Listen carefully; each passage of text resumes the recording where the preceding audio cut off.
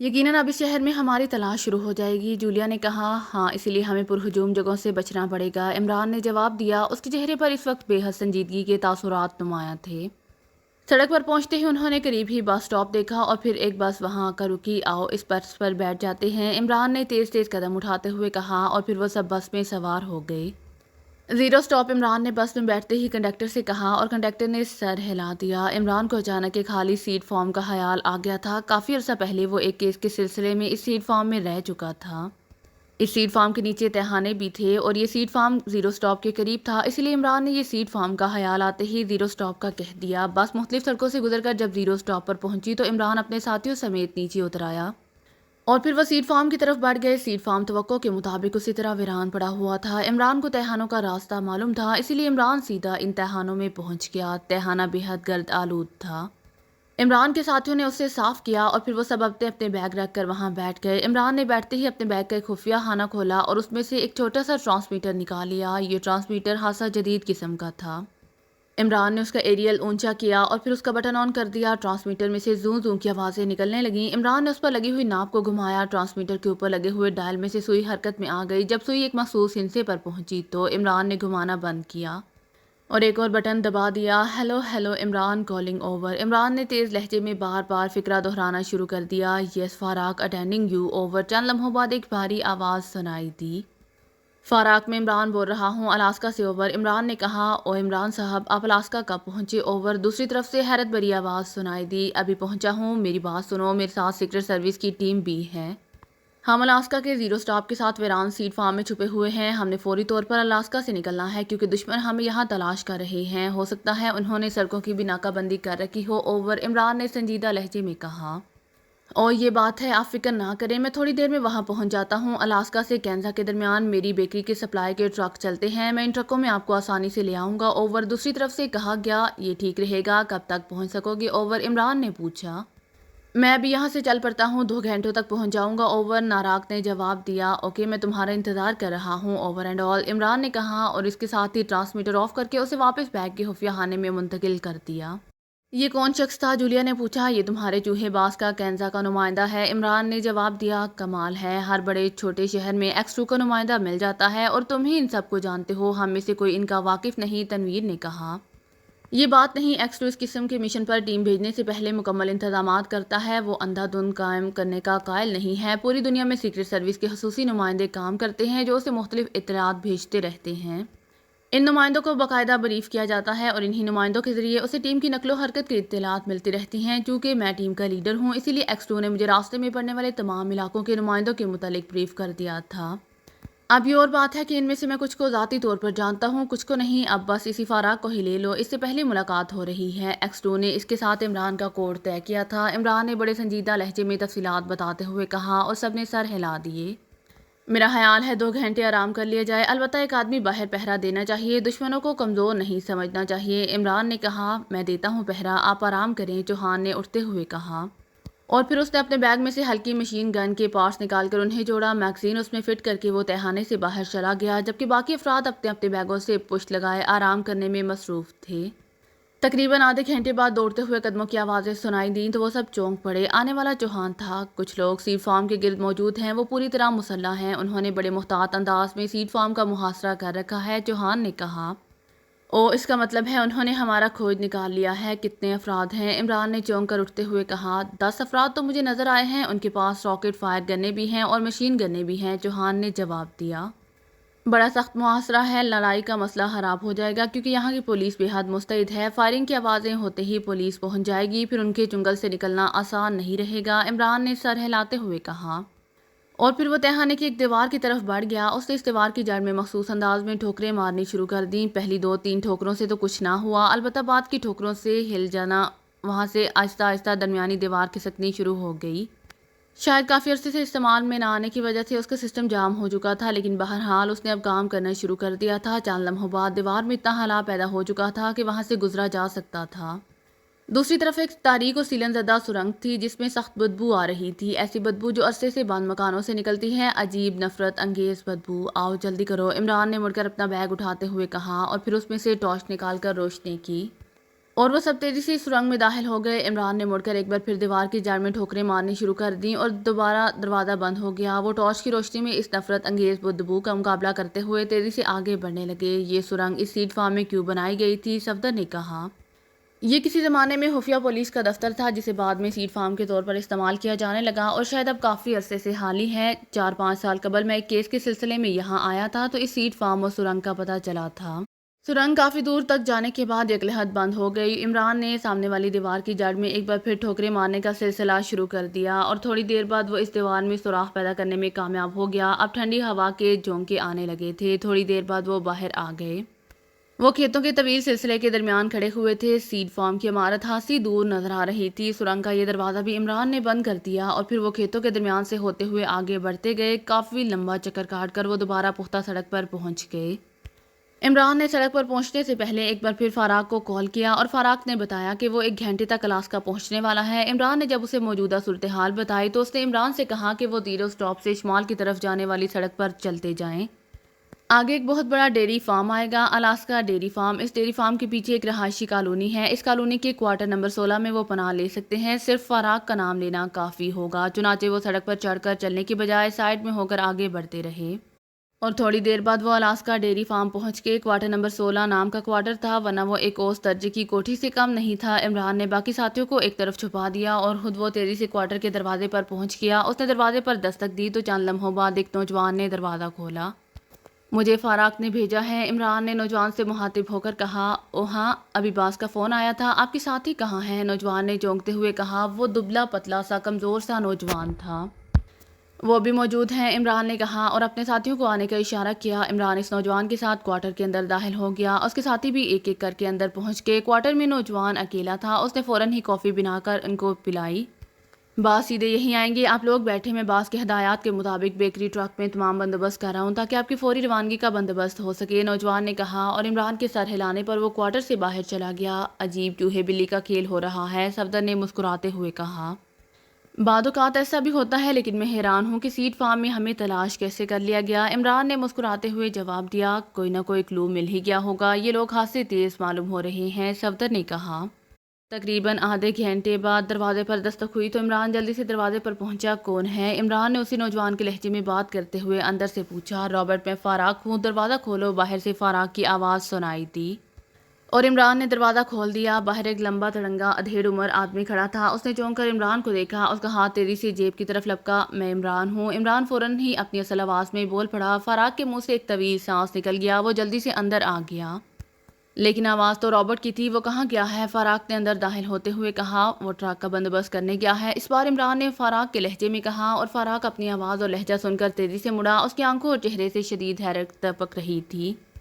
حیرت انگیز، آپ حیرت انگیز صلاحیتوں کے مالک ہیں، فاراق نے کہا اور عمران ہنس پڑا۔ کمرے میں آ کر عمران نے فاراق کا سب سے تعارف کرایا اور وہ سب الاسکا سے نکلنے کے بارے میں تفصیلی گفت و شنید کرنے لگے۔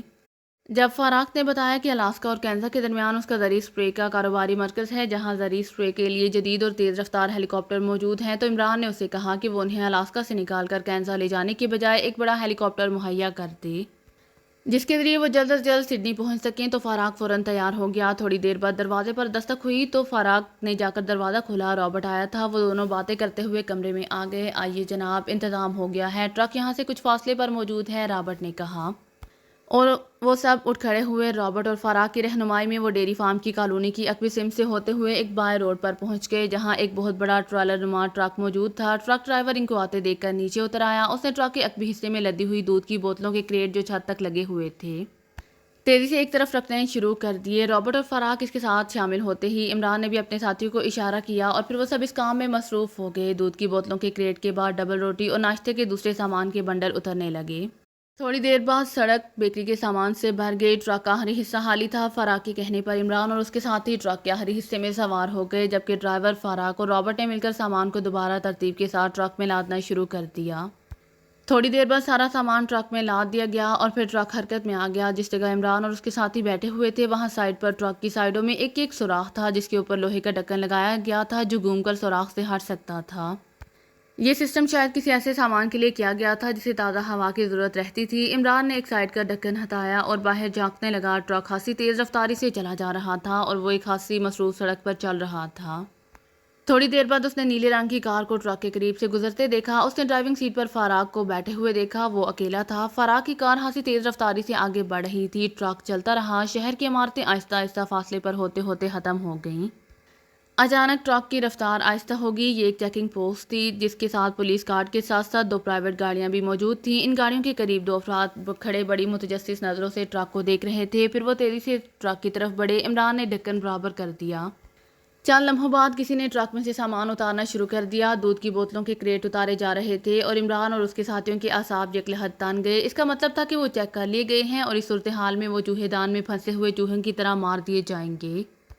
عمران نے جلدی سے اپنا بیگ کھولا اور اس میں سے ایک جدید ساخت کا بم نکال کر مٹھی میں جکڑ لیا۔ وہ اب ہر صورتحال کے لیے تیار تھا۔ پھر بیکری کا سامان بھی ہٹنے لگا۔ ایک ایک لمحہ ان کے لیے انتہائی تشویشناک صورت میں گزر رہا تھا، لیکن وہ خاموش تھے، کیونکہ بولنے اور حرکت کرنے سے باہر موجود افراد کو ان کا پتہ آسانی سے چل سکتا تھا۔ چند لمحوں کے وقفے کے بعد ایسی آوازیں سنائی دینے لگیں جیسے سامان دوبارہ رکھا جا رہا ہو، اور عمران اور اس کے ساتھیوں نے اطمینان کا سانس لیا۔ وہ شاید شک ہٹانے کے لیے چیکنگ کر رہے تھے۔ بہرحال مصیبت قریب آتے آتے دور ہو گئی تھی۔ سامان رکھے جانے کے بعد ٹرک حرکت میں آ گیا اور پھر چیک پوسٹ سے باہر نکل کر اس کی رفتار اور بھی زیادہ تیز ہو گئی۔ عمران نے ایک بار پھر آہستہ سے ڈھکن ہٹایا۔ تقریباً 15 منٹ بعد ٹرک چلتا رہا، پھر اچانک وہ ایک سائڈ پر مڑ گیا۔ عمران نے دیکھا کہ فراق کی کار آگے جا رہی تھی۔ یہ ایک چھوٹی لیکن پختہ سڑک تھی اور تھوڑی دیر بعد ٹرک ایک وسیع عمارت کی سائڈ سے ہوتا ہوا آگے بڑھتا گیا۔ عمران نے دیکھا کہ وہ ایک جدید قسم کے ہیلی پیڈ پر پہنچ گئے تھے۔ ٹرک ہیلی پیڈ کے قریب پہنچ کر رک گیا اور پھر اس میں سے سامان اتارا جانے لگا۔ سامان اس انداز میں اتارا گیا تھا کہ درمیان سے ایک آدمی کے گزرنے کا راستہ بن جائے۔ باہر آ جائیے عمران صاحب، فراق کی آواز سنائی دی اور عمران اس تنگ راستے سے سمٹ کر باہر آ گیا۔ اس کے ساتھی بھی ایک ایک کر کے باہر آ گئے۔ ٹرک کے ساتھ 4 افراد موجود تھے، ڈرائیور بھی کھڑا تھا۔ جلدی سے مال واپس لا دو اور جانسن اب تم سیدھے کینسر چلے جاؤ، راستے میں رکنے کی ضرورت نہیں، فراق نے ڈرائیور سے کہا اور ڈرائیور نے سر ہلا دیا۔ آئیے میرے ساتھ، فراق نے اس بار عمران اور اس کے ساتھیوں سے کہا اور پھر وہ انہیں لے کر ہیلی پیڈ کے سائڈوں میں بڑے بڑے ہینگروں کی طرف بڑھ گیا۔ عمران کو ایک بڑا اور جدید قسم کا ہیلی کاپٹر پسند آ گیا تھا کیونکہ اس کا فیول ٹینک بھی بڑا تھا اور آسانی سے یہ سڈنی تک پہنچ سکتا تھا۔ پھر فراق نے انہیں سڈنی میں اپنی کمپنی کے بارے میں بھی تفصیلات بتا دیں جہاں وہ ہیلی کاپٹر چھوڑ سکتے تھے، کیونکہ عمران نے پائلٹ کو ساتھ لے جانے سے انکار کر دیا تھا۔ تھوڑی دیر بعد ہیلی کاپٹر کا فیول ٹینک بھر گیا تو عمران فراق کا شکریہ ادا کر کے اپنے ساتھیوں سمیت ہیلی کاپٹر میں سوار ہو گیا۔ چند لمحوں بعد ہیلی کاپٹر فضا میں خاصی بلندی پر سڈنی کی طرف سفر کر رہا تھا اور وہ سب مطمئن بیٹھے ہوئے تھے۔ فیلر کار دوڑاتا ہوا جب سیڈ فارم کے قریب پہنچا تو پول اسے وہیں مل گیا۔ پول کا پورا گروپ سیڈ فارم کے گرد پھیلا ہوا تھا۔ کیا پوزیشن ہے؟ فیلر نے پول کو دیکھتے ہوئے پوچھا۔ ابھی تک تو باہر کوئی نہیں آیا، یقیناً وہ سب اندر ہیں، پول نے مسکراتے ہوئے جواب دیا۔ تو ٹھیک ہے، آپریشن شروع کر دو۔ تمہارے ساتھیوں کے پاس بے ہوش کر دینے والے گیس کے بم تو یقیناً ہوں گے، فیلر نے کہا۔ بم تو ہیں، لیکن میرا خیال ہے اس پوری عمارت پر راکٹ کر کے اسے اڑا دیا جائے، لیکن آپ تو بے ہوشی کی بات کر رہے ہیں، پول نے برا سا منہ بناتے ہوئے کہا۔ وہ شاید فطرتاً اذیت پسند واقع ہوا تھا۔ کیا ضرورت ہے پولیس کو اپنے پیچھے لگانے کی؟ راکٹ فائر ہوتے ہی پولیس یہاں پہنچ جائے گی اور پھر ہماری خفیہ تنظیم لازماً سامنے آ جائے گی اور ہم انہیں بے ہوش کر کے اپنے ہیڈ کوارٹر لے جائیں گے اور پھر جس طرح وہاں چاہیں گے ہلاک کر دیں گے، کسی کو کانو کان خبر نہیں ہوگی، فیلر نے اسے سمجھاتے ہوئے کہا۔ ٹھیک ہے باس، یہ اچھی تجویز ہے، ابھی تو پولیس صرف اس طیارے اور مارٹی گروپ کے آدمیوں کی لاشوں کی وجہ سے ان افراد کو ڈھونڈ رہی ہے، پھر وہ ہمارے پیچھے پڑ جائے گی، پول نے سر ہلاتے ہوئے جواب دیا۔ ہاں بس اتنا ہی کافی ہے، مارٹی نے ایسے انتظامات کر لیے ہیں، وہ پولیس کے ساتھ مل کر چیک پوسٹوں پر مشکوک افراد کی چیکنگ کر رہا ہے، فیلر نے جواب دیا۔ لیکن جب یہ افراد یہاں مل گئے ہیں تو پھر مزید چیکنگ کی کیا ضرورت ہے؟ مارٹی کو اطلاع کر دی جاتی، پول نے کہا۔ تم ان باتوں کو نہیں سمجھتے پول، اگر میں نے مارٹی کو یکلحت ہٹا دیا تو پولیس چونک پڑے گی، تم جانتے تو ہو یہاں کی پولیس کو، اس طرح جب وہ خود مایوس ہو جائیں گے تو مسئلہ اپنے آپ ختم ہو جائے گا، فیلر نے اسے سمجھاتے ہوئے کہا۔ ہاں باس، آپ واقعی ذہین ہیں، اوکے پھر بے ہوشی کے بام پھینکے جائیں، پول نے کہا اور فیلر نے سر ہلا دیا۔ وہ اپنی کار کے پاس کھڑا تھا، پول آگے بڑھ گیا، وہ شاید اپنے ساتھیوں کو احکامات دے رہا تھا۔ تھوڑی دیر بعد اس کے ساتھیوں نے سیڈ فارم میں بے ہوشی کے بم پھینکنے شروع کر دیے۔ بموں کی وجہ سے سیڈ فارم میں ہر طرف ہلکے نیلے رنگ کا دھواں سا بھر گیا۔ یہ بم اتنی مقدار میں پھینکے گئے تھے کہ پوری عمارت اس دھوئیں میں چھپ گئی تھی۔ پول نے ہاتھ کے اشارے سے مزید بم پھینکنے روک دیے اور جب دھوئیں میں بالکل غائب ہو گئی عمارت تو وہ سب تیزی سے اس عمارت میں داخل ہوئے۔ فیلر بھی اب ساتھ تھا، وہ ان لوگوں کو اپنی آنکھوں سے دیکھنا چاہتا تھا جن کی خاطر چیف باس نے براہ راست احکامات دیے تھے۔ وہ جانتا تھا کہ یہ لوگ انتہائی غیر معمولی ہوں گے، ورنہ چیف باس کی طرف سے احکامات تو ایک طرف، آج تک آواز کسی نے نہیں سنی تھی۔ عمارت کا اوپر والا حصہ خالی پڑا تھا، لیکن قدموں کے نشانات کی وجہ سے انہوں نے جلد ہی وہ تہھانا ڈھونڈ لیا۔ لیکن پھر وہ یہ سب دیکھ کر حیرت سے اچھل پڑے کیونکہ تہانہ خالی پڑا ہوا تھا، جبکہ ان کا خیال تھا کہ وہاں وہ سب لوگ بے ہوش پڑے ہوں گے۔ وہاں ایسے آثار تو نظر آ رہے تھے کہ کچھ لوگ وہاں موجود رہے ہوں گے، لیکن اب ان کا نام و نشان بھی نہیں تھا۔ یہ کہاں گئے؟ پول نے حیرت کی شدت سے ہونٹ کاٹتے ہوئے کہا۔ ٹھہرو، میرے خیال میں یہاں سے کوئی خفیہ سرنگ باہر جاتی ہے اور یہ پہلے ہی یہاں سے نکل گئے ہیں۔ یہ دیکھو، سب کے قدموں کے نشانات اس دیوار تک جا کر ختم ہو گئے ہیں، فیلر نے کہا اور پول نے سر ہلا دیا۔ اور پھر فیلر نے اپنی ذہانت سے وہ جگہ بھی ڈھونڈ لی جس پر عمران نے ٹھوکریں ماری تھی۔ وہ دراصل سب کچھ گرد آلود ماحول کی وجہ سے ممکن ہو گیا تھا۔ ہر طرف گرد کی تہیں تھیں، البتہ جہاں جہاں کچھ کیا گیا تھا وہاں سے گرد ہٹ چکی تھی، اسی لیے سب کچھ صاف صاف نظر آنے لگ گیا تھا۔ چنانچہ وہی ہوا۔ فیلر تھوڑی سی کوشش کے بعد سرنگ دریافت کرنے میں کامیاب ہو گیا۔ پھر وہ اس سرنگ سے گزر کر دوسری طرف سے باہر آ گئے۔ اب وہ سیڈ فارم کی عمارت سے خاصی دور کھیتوں میں آ گئے تھے۔ ہم احمقوں کی طرح وہاں کھڑے رہے اور وہ لوگ بھاگ گئے، پھول نے غصے سے پھنکارتے ہوئے کہا۔ ہمیں ان کے قدموں کے نشانات مل جائیں گے، فیلر نے کہا، اور پھر تھوڑی سی کوشش کے بعد وہ کھیتوں کی نرم زمین پر قدموں کے نشانات دیکھ لینے میں کامیاب ہو گئے اور مسلسل قدموں کے نشانات چیک کرتے کرتے وہ ڈیری فارم کی اس کالونی تک پہنچ گئے جہاں عمران اور اس کے ساتھی گئے تھے۔ یہاں باقی افراد کھڑے رہے ہیں اور ایک آدمی آگے گیا ہے، فیلر نے کہا، اور تھوڑی دیر بعد وہ رابرٹ کے ساتھ کوارٹر کے دروازے کے سامنے کھڑا تھا۔ دروازہ بند تھا۔ اس مکان کے گرد پھیل جاؤ، میں شاید اندر ہوں، فیلر نے کہا۔ اور پول نے اپنے آدمیوں کو اشارہ کیا۔ پول فیلر کے ساتھ ہی کھڑا تھا۔ فیلر نے ہاتھ اٹھا کر دروازے پر زور سے دستک دی۔ چند لمحوں بعد دروازہ کھلا اور دروازے پر رابرٹ کھڑا نظر آیا۔ اس کی سوالیہ نظریں ان دونوں پر جمی ہوئی تھیں کہ پول نے اچانک جیب سے ریوالور نکال کر اس کے پیٹ میں گھسایا، اسے دھکیلتا ہوا اندر لے گیا۔